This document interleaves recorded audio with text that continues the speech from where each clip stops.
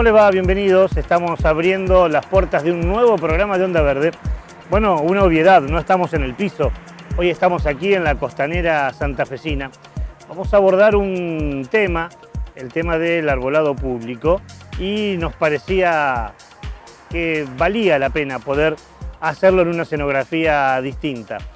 Pero como lo hacemos habitualmente, comenzamos nuestra emisión de hoy con una noticia relevante. Las inundaciones que sufrieron provincias como Chaco, como Corrientes, vuelven a poner en debate y vuelven a obligarnos a reflexionar sobre el cambio climático. Ya no hay excusas, está clarísimo que calores realmente agobiantes, que lluvias que inundan a gran parte de la población, tienen que ver con un cambio climático que ya está instalado en nuestras vidas, que ya no podemos decir que tenemos que alertar, sino que convive con nosotros. Pero ¿sabemos de qué hablamos cuando hablamos de cambio climático?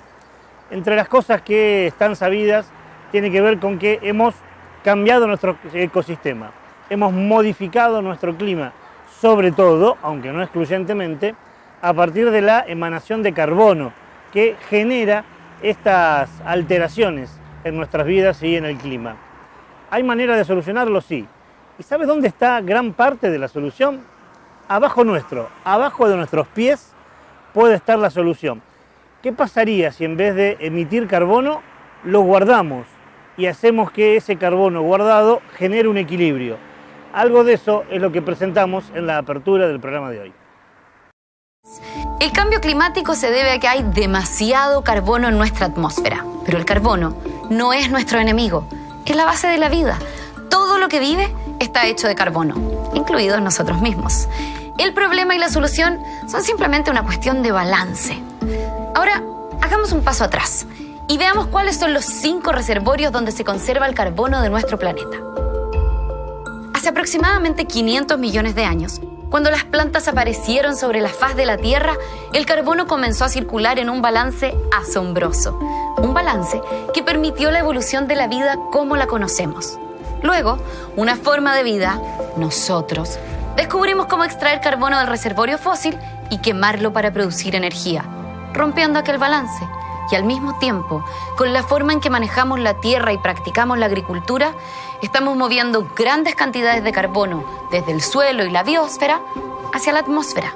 Para ser más precisos, hemos movido 880 gigatones de dióxido de carbono a la atmósfera.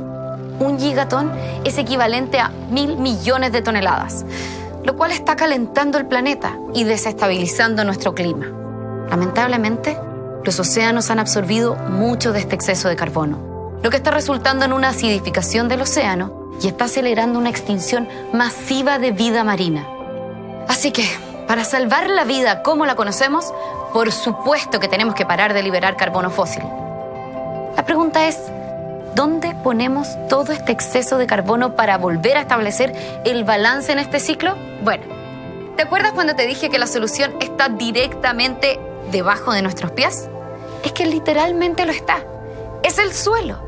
Las plantas, en conjunto con la luz del sol y el agua, realizan la fotosíntesis.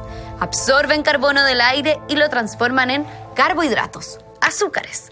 Luego, bombean parte de estas azúcares por medio de sus raíces para alimentar a los microorganismos y hongos que usan ese carbono para generar el suelo.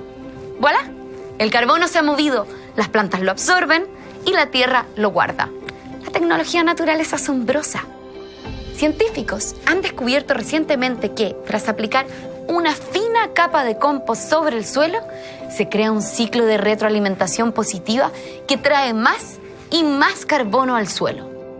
Compostar nuestros residuos orgánicos, en conjunto con otras prácticas regenerativas como no arar el suelo, plantar árboles, cubrir las cosechas y con el pastoreo programado, podemos generar y retener gigatoneladas de carbono en el suelo. Esto es agricultura de carbono. Esto es agricultura regenerativa. A diferencia de poner más carbono en la atmósfera, pongamos más carbono en la tierra. Generamos suelos más saludables. Esto significa comida más nutritiva y cultivos que son más resistentes a la sequía. Estos son buenas noticias para los agricultores, las familias y realmente son buenas noticias para todos. Acuérdate de esto: la forma en que cultivamos nuestra comida, producimos nuestras fibras y obtenemos nuestro combustible o pone más carbono en la atmósfera o lo retiene en la tierra. La regeneración del suelo es la tarea de nuestra generación. Nuestra salud, la salud de nuestros suelos y la salud de nuestro planeta son una y la misma cosa. No es tan difícil, ¿no? Como decimos habitualmente, esto necesita macro soluciones, soluciones políticas, pero también cada uno de nosotros puede hacer algo. Si empezamos, por ejemplo, con otro tipo de agricultura, con otro tipo de tratamiento de la basura, si empezamos a guardar el carbono debajo nuestro para que luego sea derivado a la atmósfera, pero de manera absolutamente sustentable, podemos colaborar y mucho en el cambio climático. Algo que hablamos habitualmente y que seguramente ameritará que de acá a un tiempo hagamos un programa sobre este tema. Hoy vamos a hablar de otra cosa. Antes de ir al sumario, queremos agradecer profundamente y pedir disculpas por un olvido de la semana pasada. El hijo de uno de nuestros productores, hablo de Mateo Galici, un chico que está cursando el primer año de la escuela secundaria, colabora regularmente con nuestro programa, nos acerca material y bueno, queremos abrazarlo y agradecerle mucho a Mateo por este aporte que suele hacer a nuestro programa. Y también saludar a los, hablando de estudiantes y de alumnos, saludar a los chicos de la escuela Juan de Garay, de la ciudad de Santo Tomé. Nos dice la seño de séptimo grado que cuando tocan algunos temas de ciencias naturales suelen usar parte de las producciones nuestras. Y nosotros felices, ¿no?, de poder entrar también, en este caso, a un aula, a una escuela, la escuela Juan de Garay de Santo Tomé. Muy pronto vamos a estar allí a partir de una invitación. Así que abrazo muy pero muy grande a los chicos de esta escuela. Ahora sí, sin más palabras, momentos de presentarte cuál es el sumario, cuáles son los temas del Onda Verde del día de hoy. En Onda Verde hablamos sobre los espacios verdes urbanos y reflexionamos sobre la importancia de la planificación del arbolado público. Recordamos junto a Luis Carreras del Centro de Protección a la Naturaleza el caso emblemático del Parque Alberdi de la ciudad de Santa Fe, un espacio verde que fue reutilizado para un emprendimiento comercial. Y los vecinos de Plaza San Martín nos cuentan sobre su lucha en defensa de ese espacio público que forma parte del patrimonio cultural y natural de los santafesinos. Recordamos además un nuevo aniversario de la inundación de Santa Fe. Tendremos, como siempre, las 3 luces del semáforo con las noticias relevantes de la semana. Y en nuestra Agenda Verde te contamos sobre los eventos más importantes vinculados con la ecología. Bienvenidos a un nuevo programa de Onda Verde, el único programa de la televisión regional que aborda temas ambientales. Como bien lo decía Celina en nuestro sumario, hoy vamos a hablar del arbolado público. Muchas veces hablamos de la deforestación de los montes nativos, pero hoy nos vamos a instalar en las ciudades. ¿Qué importancia, cuánta tienen o cuánta le damos o cuánta merece y no le damos a los árboles de nuestras ciudades? Unas ciudades que, creo coincidiremos, ¿no?, se presentan como negación, como enemiga de lo natural. Pareciera que la ciudad hoy es la apoteosis del cemento, la apoteosis de las grandes construcciones, dejando de lado lo natural. Y sin embargo, tenemos que volver a decir que el árbol juega un papel importante. Lo juega siempre y también lo juega en nuestras ciudades. ¿Por qué? Por un montón de aspectos. Vamos a resumir de manera muy respetuosa en cuánto nos beneficia tener una política de arbolado público. Por ejemplo, tener árboles en una relación y en un cuidado considerable mitiga los impactos ambientales. Por ejemplo, sufriríamos menos el calor, sufriríamos menos el frío y hasta no sufriríamos, en algunos casos, inundaciones. ¿Saben cuánto absorbe los árboles? Algo así como 150 kilos de dióxidos de carbono al año.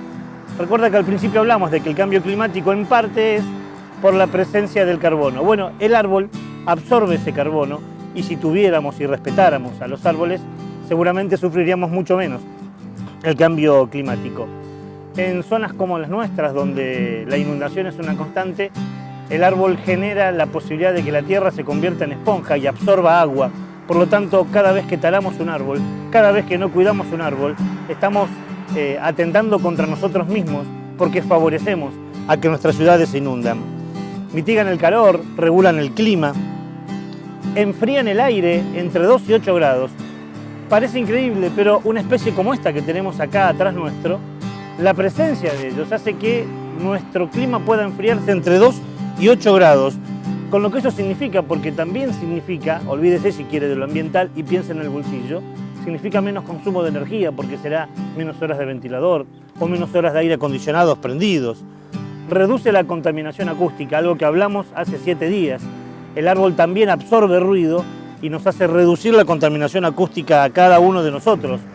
Y no solo hablamos de nosotros, porque el árbol, además, entre sus tantas funciones, son el soporte de vidas distintas, de vidas de animales, de vida de insectos.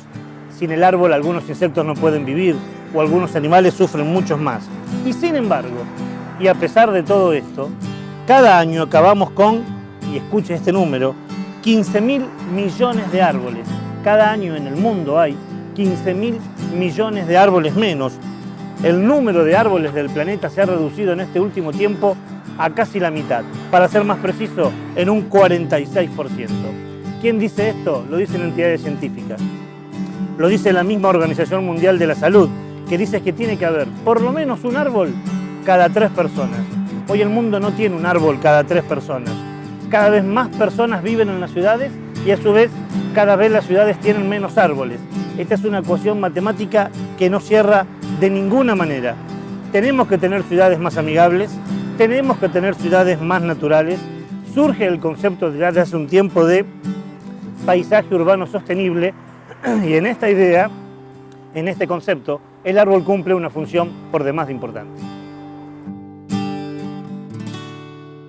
Y tan importante es que en este primer paréntesis que hacemos, en nuestra primera luz que se prende, que es la luz roja del semáforo, la noticia grave de la semana, vamos a hablar de esto, ¿no? ¿Cómo te va, Raúl? ¿Cómo te va? ¿Cómo andás, Bienvenido, Ricardo? Un espacio nuevo. Un espacio nuevo. Cambiamos la escenografía. Una escenografía distinta, algo que regularmente solemos hacer, y está bueno que hoy hayamos venido aquí a la vera de la Laguna Setúbal, ¿no? Justo en este programa.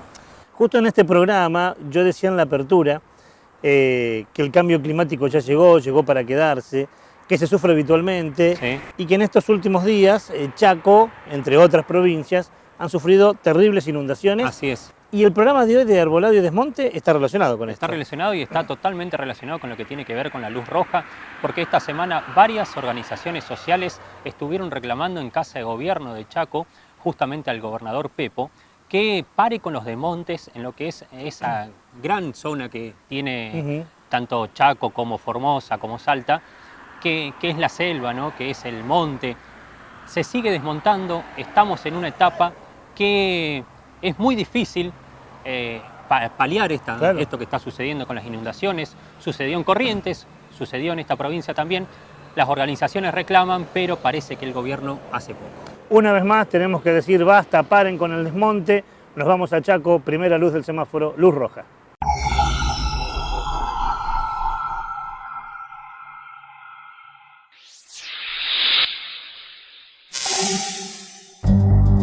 En un momento de emergencia hídrica de la provincia de Chaco, organizaciones sociales se movilizaron para reclamar el cese de los desmontes en el impenetrable. Los manifestantes exigieron a Pepo que actúe inmediatamente para frenar los desmontes. Según denunciaron, hay sectores que son reserva natural y aún así se siguen provocando daños. Como resultado de la movilización, se consiguió una audiencia para los próximos días con los ministros que están encargados del área de medio ambiente y ecología.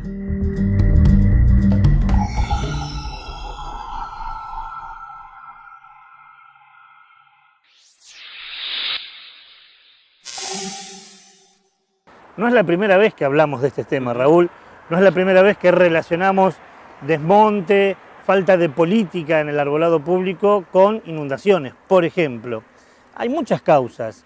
Y estoy pensando ahora que estamos aquí a la vera de la Laguna Setúbal, una de esas causas tiene que ver también con querer ganar el espacio al agua, ganar el espacio al río, rellenar lagunas, por ejemplo, que forma parte del cambio climático y que después siempre el río o la laguna busca el mismo lugar donde estaba antes, ¿no? Busca su cauce natural. Claro. El río busca su cauce natural. Esto es lo que está sucediendo también en Chaco, como vos decías, con algunas lagunas que se han rellenado, pero no es el único problema. Otro de los problemas importantes que sucede en esta provincia tiene que ver con mega inmobiliarias que están habitando esta zona que no es una zona para ellos, ¿sí? Lo que es la selva, el monte, se está edificando mucho, se están vendiendo terrenos fiscales.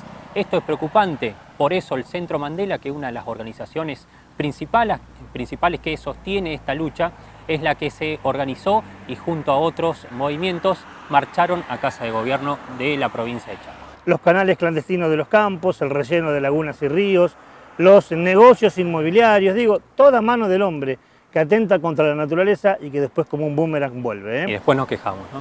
Gracias, Raúl. Gracias a vos. Primera luz del semáforo, la luz roja, vamos a un corte. Cuando volvamos entramos de lleno en nuestra producción de hoy. Vamos a hablar de arbolado público en las ciudades.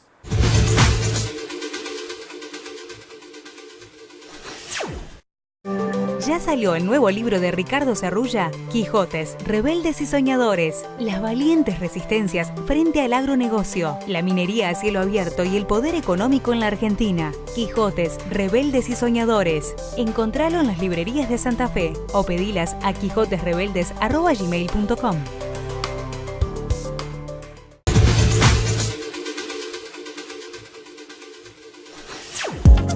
Segundo bloque del programa. Estamos todavía en la costanera santafesina y usted ve atrás cómo están planificadas nuestras ciudades. Este debiera ser un pulmón de la ciudad. Lo es en parte, pero evidentemente cada vez hay más construcciones, más cemento y muchos de esos lugares son ganados a terrenos por donde antes pasaba el río, la zona del puerto por ejemplo, o a veces deben, mal usada la palabra, sacrificar algún árbol para plantear un proyecto urbanístico. Nos pusimos aquí justamente para que podamos ver cuántos árboles hay en un lugar donde además hay más árboles que en otro. Lo cierto es que las provincias, los estados municipales, provinciales, comunales, entre tantas cosas a planificar, debieran planificar el tema del arbolado público. Y algo de eso está haciendo el Ministerio de Medio Ambiente de la provincia de Santa Fe. El año pasado sacó un documento titulado Planificación de Arbolado 2018. El documento se puede ver por internet, es extenso, pero podríamos resumirlo en dos grandes puntos. El primer propósito que tenía este documento y este trabajo es el de aumentar la plantación de árboles que tiene la provincia y mejorar las existentes, ambos en un solo punto. El otro tema fue planteado la posibilidad de elaborar un censo, así como se hace censo de animales, censo de seres humanos, hacer un censo de arbolado. Y en este censo poder conocer qué especies, qué edad, qué tamaño, qué estado sanitario tiene un árbol, cómo están ubicados. Ese trabajo se está haciendo todavía. Y en la ciudad de Santa Fe algo parecido comenzó a realizarse un año antes, en el 2017, más concretamente a partir de un convenio que se llevó a cabo con investigadores de la Universidad Nacional del Litoral. La idea era también saber con qué patrimonio de arbolado tenemos, qué criterios habría que tener para planificar plantaciones, inclusive en diferentes zonas de la ciudad. La ciudad cuenta con un plan de arbolado para distintos barrios, aunque habrá que decirlo, y esto está bueno que cuente con un plan, lo que no está del todo bueno es que, y lo dicen los especialistas, no contempla especies de valor histórico o cultural. El trabajo aún no finalizó y sí se sabe que la ciudad de Santa Fe tiene una gran variedad de árboles nativos y exóticos. Pero mientras todo esto se dice y se hace lentamente, aparecen otras políticas que realmente dan mucha vergüenza. Es el caso del Parque Alberdi.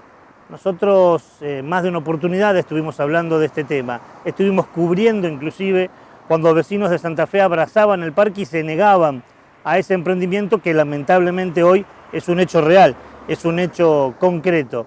Aquel lugar que era un pulmón de la ciudad, aquel lugar que estaba planificado porque, ahora lo vamos a ver en una nota del archivo de Onda Verde, ese Parque Alberdi, como otros, se planificó durante mucho tiempo, allá por la década del 30, se supuso qué árboles había que poner allí, se privilegiaba lo público, poco a poco se fue modificando y variando.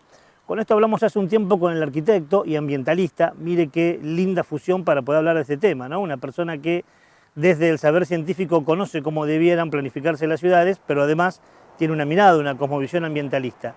Hablamos sobre la experiencia del Parque Alberdi y lo que se hizo, la barbaridad que se hizo con el arquitecto y ambientalista Luis Carreras. La mayoría de los espacios verdes de lo que hoy disfrutamos en el área central de la ciudad, de lo que se llama el área entre bulevares, que en realidad estamos hablando de la quinta parte de la traza, digamos, ¿no?, de lo que es la mancha urbana de Santa Fe, ¿no?, porque esto es muy chiquito en realidad. Pero la cantidad de plazas y parques que vos ves, lo diseñaron a fines de los años 30 del siglo pasado. O sea, estamos hablando de que hace casi 80 años hubo personas que diseñaron el Parque Juan de Garay y plantaron los árboles del Parque Juan de Garay, el Parque del Sur lo remodelaron y lo dejaron en un estado, bueno, ahora que ya se lo ha modificado. Se hizo todo el sistema de plazas, parque, incluyendo esto que era Parque Alberdi, porque esto que vemos acá incluía el edificio del Correo, que era área verde, e incluía la plazoleta Blandengues, que también formaba todo un solo sistema, ¿sí? Luego, bueno, se fueron dando algunos espacios. Ahí tenés lo que te decía hoy, de que estas áreas públicas se pueden dar para determinadas funciones que puede llegar a tener el Estado, como fue hacer el edificio del Correo, ¿sí?, que es algo de bien público en ese caso, ¿no? No como esto que es el Parque Alberdi, que es de bien para determinadas personas, ¿no?, o para determinados grupos.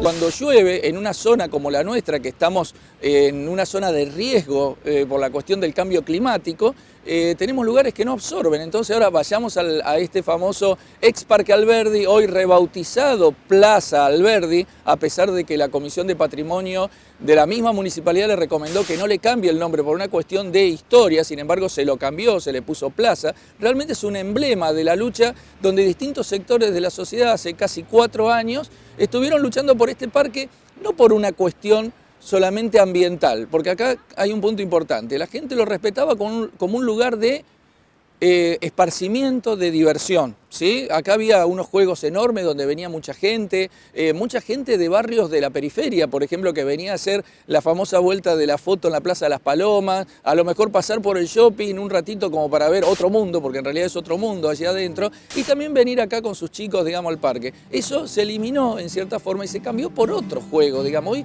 sigue viniendo la gente, pero el contexto es totalmente distinto.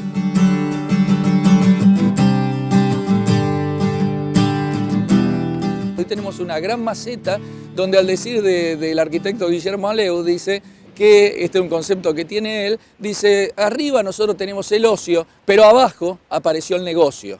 Y esto es lo que la gente permitió develar hace 4 años, ¿no?, de que aquí hubo un gran negocio, hubo un gran regalo a empresas constructoras, digamos, que aprovecharon este espacio y que sí, le dejaron a la sociedad esto que vemos acá, pero les pido por favor, después que hagan imágenes con las cámaras donde vemos un montón de árboles de palos borrachos que se han secado con este tiempo, esto que ya es un césped que tiene 15 centímetros de espesor y que después ya viene una losa. Esto es una gran maceta en realidad pisoteada, o sea, no es un espacio verde común y silvestre. Esto requiere altas cuestiones de mantenimiento, tiene árboles que están ubicados, que sabemos que se van a podrir los troncos, por ejemplo, por cómo le han puesto la tierra en determinados lugares. La empresa no cumplió con todos los elementos. Con lo único que creo que cumplió Corral, nada más de lo que le dijo el juez, fue de reinstalar el mástil, ¿sí?, y de no mover el monumento a la madre. Del resto de todo lo que le dijo la justicia, prácticamente no ha cumplido con esto. Y bueno, hoy tenemos esto que es una hermosa platea para mirar el TC. ¿Sí? Es una hermosa platea para poder mirar el TC, pero por lo demás la gente viene acá, lo utiliza los días de otoño, invierno, cuando hay mucho sol, y en verano es imposible estar en este lugar. Yo pido por favor que se fijen lo que es esto. Si bien necesitamos lugares donde haya sol, esto en una ciudad como Santa Fe, que tiene temperaturas que hemos llegado casi hasta 55 grados de sensación térmica en el último verano, no podemos permitirnos, digamos, la osadía de no tener un lugar arbolado, ¿sí? Y este lugar, aparte, como lo reitero, tiene un alto costo de mantenimiento.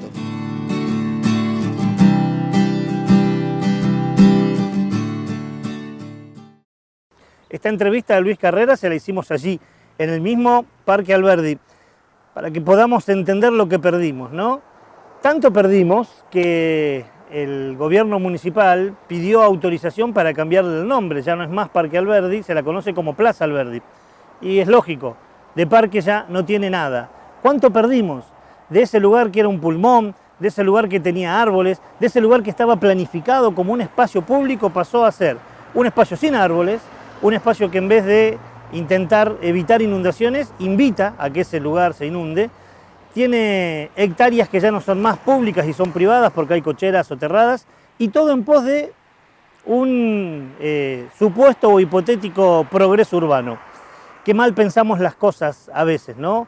El Parque Alberdi es, o la Plaza Alberdi es, evidentemente, el ejemplo de lo que no se debe hacer. Si usted tiene cierta edad, si usted ya peina canas, seguramente mientras veía la entrevista a Luis Carreras y espiaba cómo quedó el Parque Alberdi, tendrá guardado en su retina, en su memoria, lo que era el Parque Alberdi, ¿no? Y en qué se ha convertido, lo que teníamos y lo que tenemos. Pero si sos más joven y no tenés el recuerdo de lo que era el Parque Alberdi, te presentamos ahora, en este informe histórico, qué era lo que teníamos y qué es lo que tenemos ahora. La historia del Parque Alberdi de la ciudad de Santa Fe está atravesada por conflictos que, en nombre del progreso, pusieron siempre en vilo su función ambiental y de uso público. El 14 de enero de 1940 se inauguraba el Parque Infantil Alberdi, en el marco de la Ley de Parques y Paseos. Para Santa Fe, representó una de las mayores obras de su época. Se constituyó como un espacio público en áreas verdes y destinado a cumplir la función educativa de recreación y deporte para alumnos de las escuelas santafesinas. A esa época corresponden las plantaciones de árboles y jardines que caracterizaron al parque hasta hace pocos años. Los parques son los pulmones de las ciudades, enunciaba el diario El Orden en esos años. La primera polémica se presenta en 1948, cuando se transfiere al gobierno nacional una porción del terreno para la construcción del edificio de correos y telecomunicaciones. El diario El Litoral escribía entonces: de ser aceptado el ofrecimiento, desaparecería uno de los espacios verdes más importantes de la ciudad y que sirve de desahogo a la zona céntrica densamente edificada y de intenso tránsito. En ese momento, el parque pierde su sector sur y surge la fisonomía actual del borde urbano sobre calle Mendoza.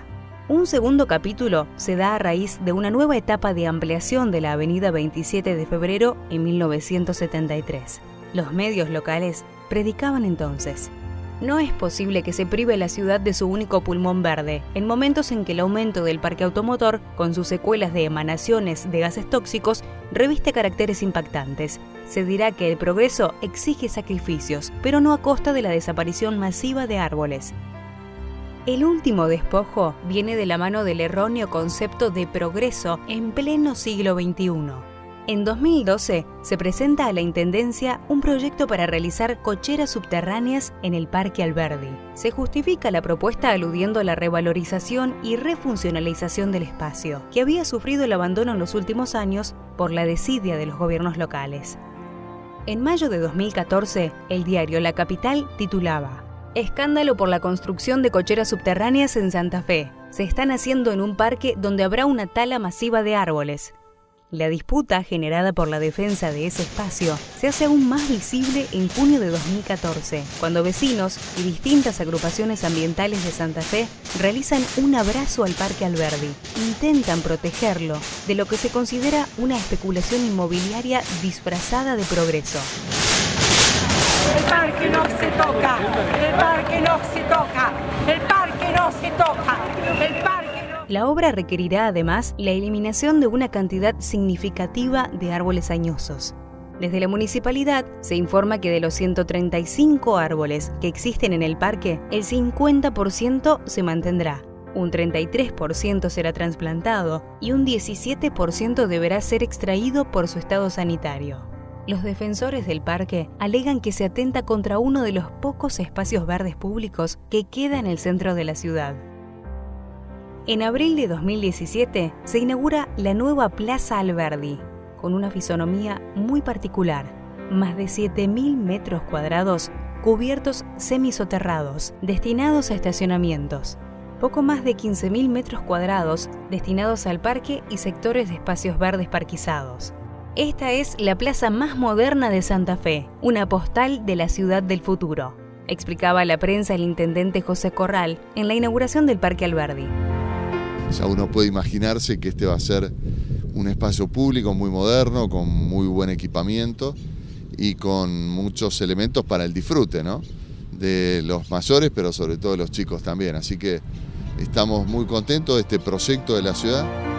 Esa nueva plaza que nombraba el intendente incluyó la construcción de 298 plazas de estacionamiento subterráneas financiadas con fondos privados y significó una remodelación total y desaparición de gran parte de las especies arbóreas del espacio verde. Cuando a escala global se intenta pensar en ciudades que armonicen y articulen los espacios artificiales y los espacios verdes, el Parque Alberdi viene a demostrar que la idea de sustentabilidad se plantea solo en discursos de funcionarios locales, pero sigue ausente en la materialización real de las políticas públicas.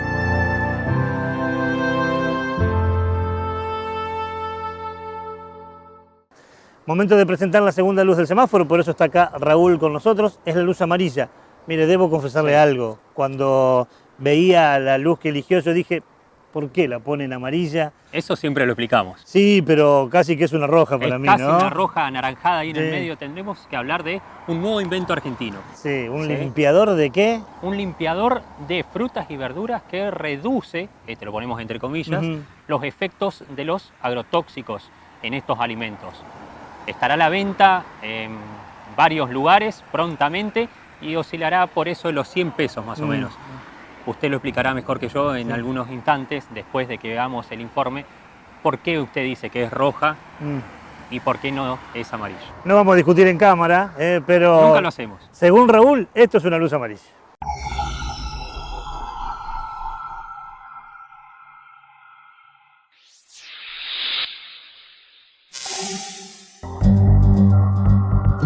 El Instituto de Tecnología Industrial, junto a la empresa Pampa Trade, desarrollaron un producto que elimine la presencia de agroquímicos en alimentos. El producto podrá ser usado no solo por el sector productivo, sino también en los hogares. Su llegada a las góndolas será en 45 días y tendrá un valor cercano a los 100 pesos. Expertos explicaron que la solución trabaja por arrastre y logra una baja de hasta el 60% de los pesticidas en alimentos.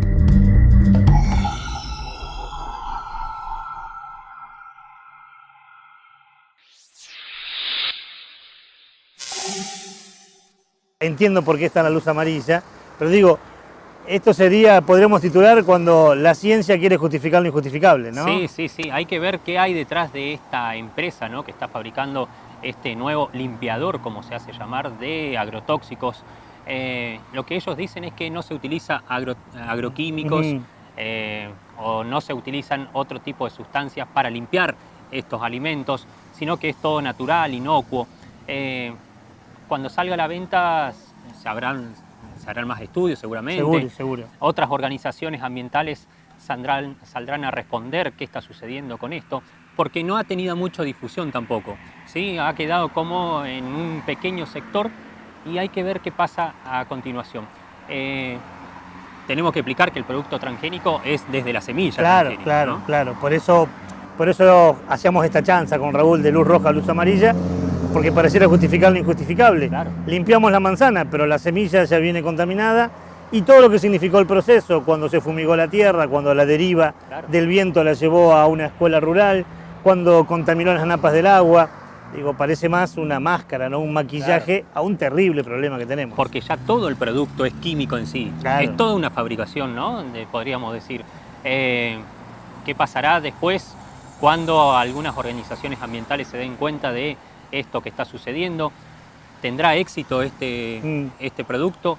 Porque es un producto que dicen que lo va a poder comprar cualquier familia, ¿no? Y está lanzado así al mercado, por lo menos. Valga la excusa para poder hablarlo en el programa y bienvenido sea, pero todo da a entender que es otro de los parches, otra de las máscaras que este sistema envenenador suele ponernos para mitigar, atemperar, subestimar un tema tan complejo como mortal, ¿no? ¿Y qué pasa con el Estado también? Hay que preguntarnos este producto, ¿no? Porque el Estado muchas veces es el que tiene que ejercer ese poder de policía, controlar que no se fumigue.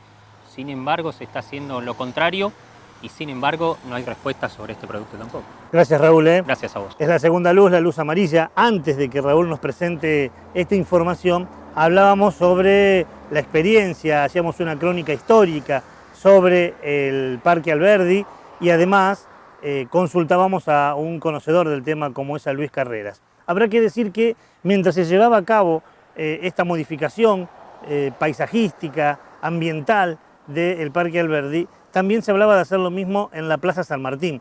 La Plaza San Martín es la que está enfrente de los bomberos en la ciudad de Santa Fe, allí en 9 de Julio y Tucumán, en toda esa manzana. Allí quería hacerse algo muy similar a lo que vivimos y sufrimos en el viejo Parque Alberdi.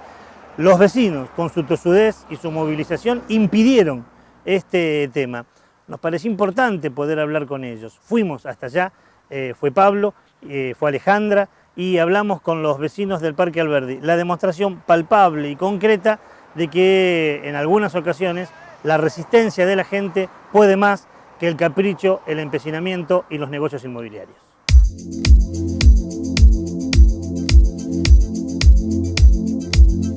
Todo este proceso comenzó en el año 2014, en junio del año 2014, cuando el Consejo Municipal emanó una ordenanza, la ordenanza número 12080, que declaraba de interés municipal la Plaza San Martín para la construcción de cocheras subterráneas. Ese proyecto contemplaba la construcción en esta plaza de una cochera subterránea para 800 plazas, 800 unidades, lo cual implicaba hacer un pozo de 1 hectárea de superficie por 8 metros de profundidad. Bueno, cuando los vecinos nos enteramos de ese proyecto, nos reunimos, nos agrupamos y comenzamos toda una lucha para impedir que esta plaza se convierta en cochera.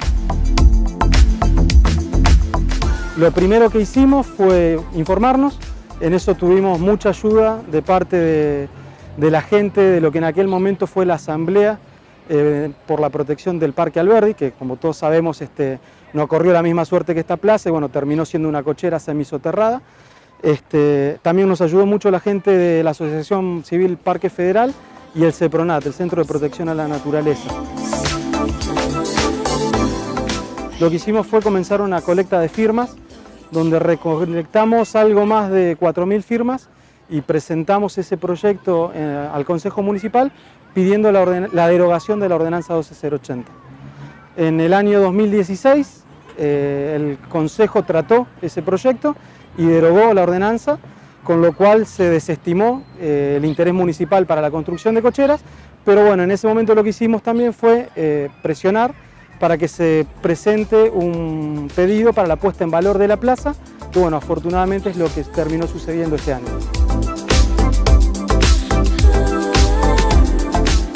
Entre las cosas que se hicieron para la puesta en valor estuvo el reemplazo de las lajas por veredas más transitables, los juegos para niños se adecuaron, se sacó el arenero, que era una contaminación importante para la salud. Se están colocando nuevos árboles, faltan todavía. Se mantuvo este camino de piedritas que abajo tiene piedras y que ayuda a lo que es a la absorción del agua durante las lluvias. Se puso en valor el monumento, la iluminación y bueno, un montón de reclamos de los que teníamos se atendieron, otros están todavía pendientes, pero antes de que esto se convirtiera en una cochera, la verdad que se mejoró. También creemos que es muy valioso el hecho de que nos hayan permitido participar de ese proceso de puesta en valor. La municipalidad nos invitó a acercarnos, quincenalmente nos reuníamos con gente de la coordinación del Distrito Centro, con la empresa que llevó adelante la obra y bueno, con la gente del Museo de Ciencias Naturales, bueno, todo un grupo de gente que fuimos aportando nuestras opiniones, nuestras ideas para tratar de enriquecer el proyecto, para tratar de preservar algunas cosas que bueno, entendemos que hicieron más valiosa la ejecución del proyecto. Se planteó la reforestación de la plaza con unas 100 especies nuevas, porque se habían ido perdiendo en los últimos años con tormentas. Eso bueno, no está completo aún, llevamos hecho más o menos el 30% del total que nos planteamos como objetivo, pero bueno, estamos avanzando en ello. Se recuperó, o en realidad se ganaron más de 1000 metros cuadrados de superficie permeable, porque se le ganó, digamos, espacio a las calles con superficie que permite la irrigación del agua de lluvias, que ese era un tema que nos preocupaba mucho, porque en los días de lluvias fuertes, de lluvias copiosas, esta zona se anega mucho en las esquinas. Bueno, y nuestra preocupación era que si la plaza perdía superficie de absorción, tuviéramos más problemas de los que hoy tenemos. También estamos pidiendo que se la declare de patrimonio histórico, entonces era importante que algunas estructuras de la plaza se mantuvieran como eran originalmente y se insistió mucho en la municipalidad sobre ese tema. Sí, tenemos el monumento, que es el segundo en importancia a nivel nacional. Después, bueno, tenemos árboles, digamos, de interés histórico, como es la higuera de la Casa de Sarmiento, el retoño del Pino de San Lorenzo. Una cosa que fue una pequeña batalla que para nosotros fue muy importante fue recuperar y poner en valor el carro de bomberos, que si bien no tiene valor institucional, es el carro que le da nombre a la plaza, porque para los vecinos la plaza no se llama Plaza San Martín, para los vecinos se llama la Plaza de los Bomberos. Es un poco el único espacio verde que tiene la gente del barrio, tanto las personas que vienen a buscar a sus hijos a la escuela Sarmiento, que muchas madres que son de lejos se quedan acá esperando toda la tarde que salgan los hijos, bueno, los mismos chicos que van a la escuela y al Instituto de Música, después familias que vienen a disfrutar, gente con sus perros, gente que viene a leer. Ahora, por ejemplo, colocaron mesitas de bar, así que también le está dando más movimiento. Más allá del uso social de la plaza, está, digamos, la función medioambiental que tiene la plaza. ¿Sí? La plaza es un pulmón, nos aporta los árboles que no tenemos en el centro, nos aporta la superficie permeable para no inundarnos, pero también es la casa de los animales que viven en la ciudad. ¿Sí? Eso es algo que nosotros vimos muy claramente cuando se hizo la deforestación del Parque Alberdi. La plaza se llenó de pájaros.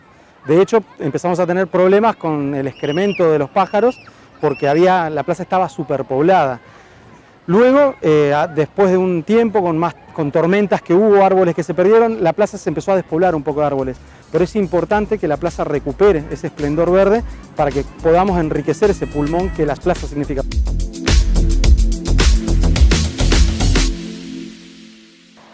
El agradecimiento y las felicitaciones a Francisco y a Tamara, y en ambos, en Francisco y Tamara, a toda la comunidad de esta zona céntrica de la ciudad de Santa Fe, que impidió que se hiciera algo realmente bochornoso en este bellísimo parque que además, alguna vez lo hablamos también en Onda Verde, tiene árboles históricos y árboles añosos. Bienvenido sea que se pudo recuperar. Y una plaza que fue remodelada, como bien lo dicen en el final de la nota nuestros entrevistados, que quizás no es el 100% lo que querían los vecinos, pero que se logró una modificación respetando algunos parámetros urbanísticos, pero también ambientales y naturales.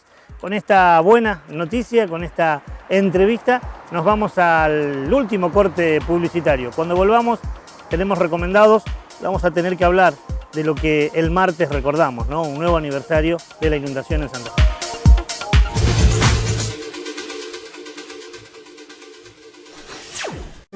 Ya salió el nuevo libro de Ricardo Cerrulla, Quijotes, Rebeldes y Soñadores, las valientes resistencias frente al agronegocio, la minería a cielo abierto y el poder económico en la Argentina. Quijotes, Rebeldes y Soñadores. Encontralo en las librerías de Santa Fe o pedilas a quijotesrebeldes@gmail.com.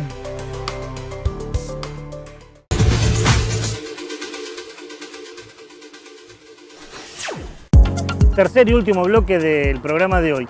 Como lo decíamos antes de ir al pequeño corte, el martes pasado se cumplió un nuevo aniversario, 16 años, de la inundación más terrible que sufrió la ciudad de Santa Fe. Aquella inundación ha dejado secuelas todavía. Ha dejado secuelas de impunidad porque no hay nadie preso, bueno, hay algunos procesados, pero no hay sentencia firme de detenidos, no hay reparación económica todavía para aquellos que han sufrido el tema. Hemos perdido vidas. Muchos han perdido recuerdos, el lugar, no han vuelto nunca más al lugar. Todos aquellos que vivimos aquellos días tenemos guardado todavía en nuestra memoria los días aciagos que vivimos los santafesinos. Más de 130.000 personas sufrieron directamente el problema de la inundación. Recuerden, ¿no? Algunos lugares públicos, algunos gremios con listados de personas que vivían allí porque algunos familiares no sabían dónde estaban. Algunos hasta vaticinaban o suponían que habían sido desaparecidos. Una tragedia que tuvo su origen en la falta de planificación urbanística y política, sí, pero que también tiene sus orígenes en un enorme desastre ambiental con lo que hemos hecho. Nosotros hicimos un mapa, el mapa plantea concretamente cómo en la misma zona que se producen lluvias intensas, en la misma zona donde se producen inundaciones terribles, es la misma zona donde se lleva a cabo cultivos transgénicos y es la misma zona donde aumenta exponencialmente enfermedades como el cáncer y la leucemia. Las inundaciones del 2003 todavía están en nuestra memoria, pero continúan. En estos días, gran parte del litoral ha sufrido inundaciones. La provincia de Santa Fe la sufre regularmente. Hay un informe publicado por el Banco Mundial allá por el año 2016 que lo llamó Análisis Ambiental del País, Inundaciones, el mayor desastre natural que amenaza a la Argentina. Y el mismo Banco Mundial habla que las causas o algunas de las causas de las inundaciones son el desarrollo urbanístico mal planificado y las deforestaciones. De eso hablamos hoy. Las inundaciones representan el 60% de los desastres naturales y el 95% de los daños económicos de nuestro país, de la Argentina. Insisto, son datos del Banco Mundial. Nadie podrá acusar al Banco Mundial de ser guerrilleros verdes, talibanes ecologistas. El 1% del Producto Bruto Interno de nuestro país suele destinarse para reparar las consecuencias que generan las inundaciones. Dice el Banco Mundial que además esto puede empeorarse, que la Argentina experimentará un incremento en las temperaturas medias y un incremento en las lluvias. Cada vez vamos a tener lluvias intensas en poco tiempo. Es clarísimo que el cambio climático ya vino. Es clarísimo que los desarrollos urbanísticos y las deforestaciones generan estos problemas.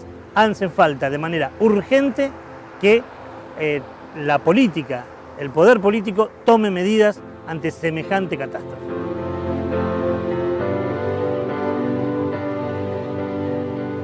Y hablando justamente de inundaciones, pasamos a esta sección del programa, a los recomendados. ¿Cómo te va, Juli? Bien, muy bien, Ricardo. Bueno, y vas a hablar de expresiones culturales donde la inundación está presente, ¿no? Así es, elegimos Por encima de los techos de Roberto Malatesta, que es un libro con muchos poemas que, bueno, como muchos recordarán, muchos vecinos de la ciudad de Santa Fe que sufrieron esta inundación en 2003 tuvieron que pasar esos días encima de los techos.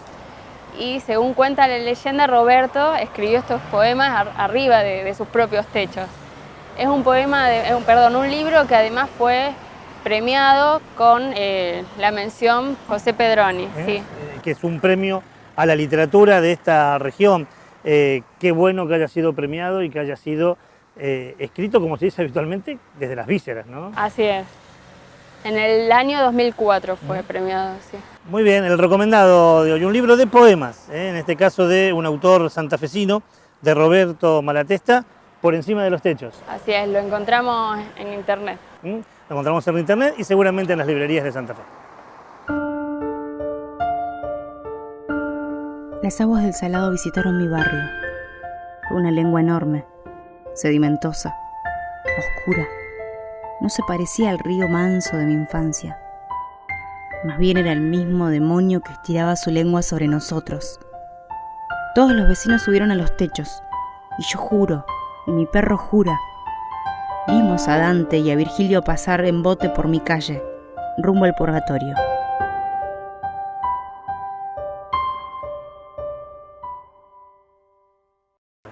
Momento de presentar la última luz del semáforo. La luz verde, noticia, ¿no? La que dice que pase. Sí, exacto. Que pueda ir por la costanera santafesina. La buena noticia, por fin.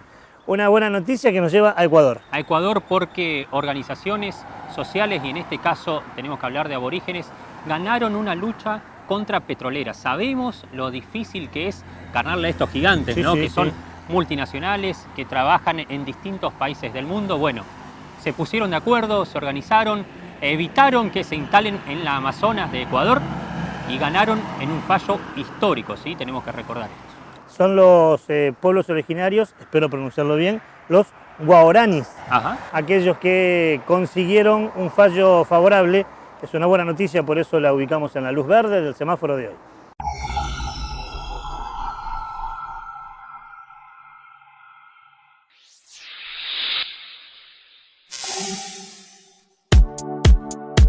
Tribunal de Garantías Penales de Pastaza emitió un fallo de primera instancia a favor de los indígenas guaraní y en contra de grandes petroleras. La sentencia reconoce que se vulneró el derecho a la consulta previa libre e informada y a la autodeterminación de los pueblos ante la explotación petrolera en la zona. El pueblo hizo valer sus armas ancestrales en la defensa de sus códigos de honor, pero sobre todo del territorio apenas explorado que habitan en la Amazonia. Junto a otras comunidades originarias, reconocen este fallo como un verdadero triunfo ante las multinacionales. Empresas grandes, fábricas grandes están destruyendo, ¿no? Es momento ahora como pueblo o en el mundo tienen que unir esa lucha, parar para vivir bien. Si no paramos, si no hacemos acción, eso quiere decir que nosotros mismos estamos destruyendo el planeta.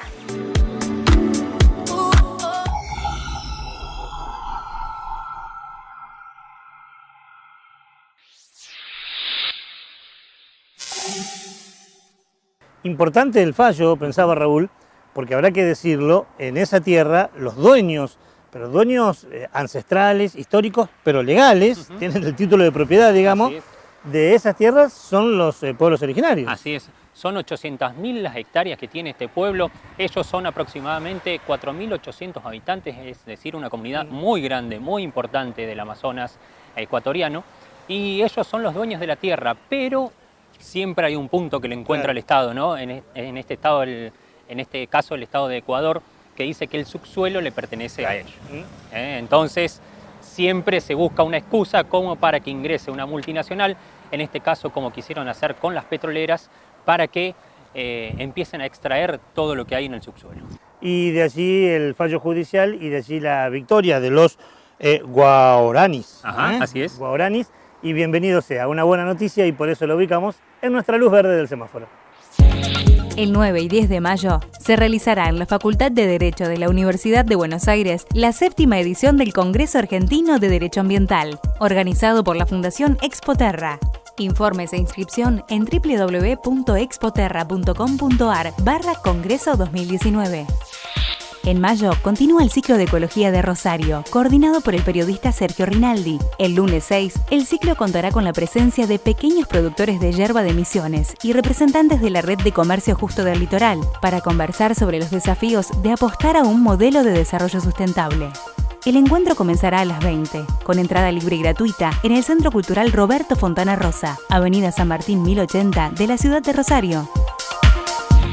Bueno, ahí estaba nuestra agenda verde, los eventos de la región, para que usted, si le parece oportuno, pueda participar. Ya estamos cerrando casi nuestro programa y la presencia de Juli tiene que ver como lo estamos haciendo durante todo este ciclo 2019. Irnos con alguna expresión artística. ¿Y hoy qué nos traes? Hoy nos vamos con Eulalia, del músico rafaelino, ya radicado hace muchos años en la ciudad de Santa Fe, Efraín Colombo. Una canción que habla justamente sobre la inundación y podemos ver en su videoclip, una canción que fue estrenada en 2014, un poco de la historia de estos santafesinos. Un verdadero tema musical para aquellos que lo conocemos, que relata historias de carne y hueso, ¿no? Una Eulalia que inclusive en el videoclip que ustedes van a ver ahora, se presenta como una santafesina que sufrió la inundación, de Efraín Colombo, ¿no? Así es, con las actuaciones de Mónica Alicia Raceto y Roberto Francucci. Y con esto nos vamos, con esto nos despedimos. Como siempre, la invitación está presente para que dentro de 7 días volvamos a encontrarnos para hacer un nuevo programa de Onda Verde. Gracias por todo, hasta la semana que viene.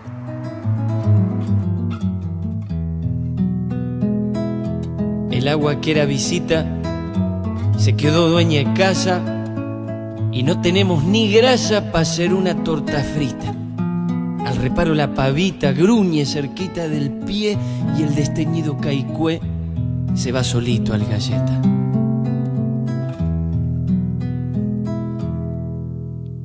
Eulalia Rosa Vallejos perdió la vida en la inundación.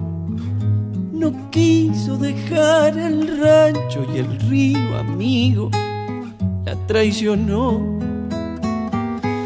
Roberto Pedro Miranda, su amado esposo la acompañó, no solo en su larga vida, también la muerte sumo de a dos. Eulalia Rosa Vallejos, comadre buena, verdad y amor, en Barrio Roma lloran tu ausencia, ingrata suerte, lo que pasó.